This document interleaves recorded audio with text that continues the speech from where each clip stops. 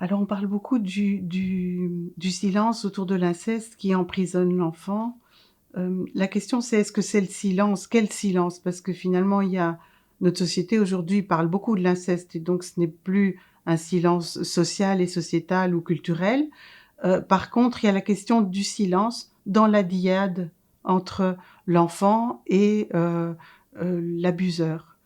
Et ce silence-là est parfois même dans la triade ou dans la sphère familiale aussi, où ce silence est porté. Et ce silence, il n'est pas toujours nommé, il n'est pas toujours demandé par l'auteur des faits, mais il s'impose. Soit parce que la personne est une figure d'autorité et que tout ce qu'elle fait n'est pas à remettre en question. Il y a des familles comme ça, même lorsque les enfants sont déjà plus grands. Et donc, on va avoir des enfants qui, si papa dit que c'est comme ça que ça doit être, c'est comme ça que ça doit être. Et souvent avec une position maternelle moins, qui remet moins en cause la parole du père ou la parole en tout cas de celui qui tient cette position d'autorité incontestable. On a aussi parfois des auteurs qui ne doivent même pas non plus demander le silence parce que leur violence intrafamiliale fait qu'on ne s'oppose pas à eux. S'ils veulent quelque chose, le modèle familial a été que quand papa ou maman veut quelque chose, ben, si on lui donne pas, ça va être violent. Et donc, quelque part, le silence s'inscrit sans même qu'on ait rien à dire. Et puis, il y a d'autres silences qui sont des silences plutôt affectifs.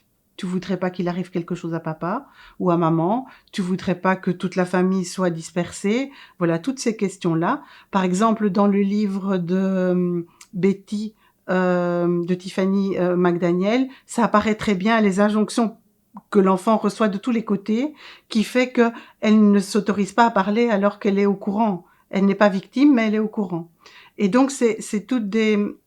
Voilà, le silence, il peut être multiforme et il n'est pas toujours des injonctions menaçantes. Il s'impose parfois, de fait, par le fonctionnement du système familial, par l'absence de tiers vers qui se tourner. Et puis, il y a aussi parfois oui, la menace de dire tu voudrais pas que papa aille en prison ou qu'il arrive quelque chose.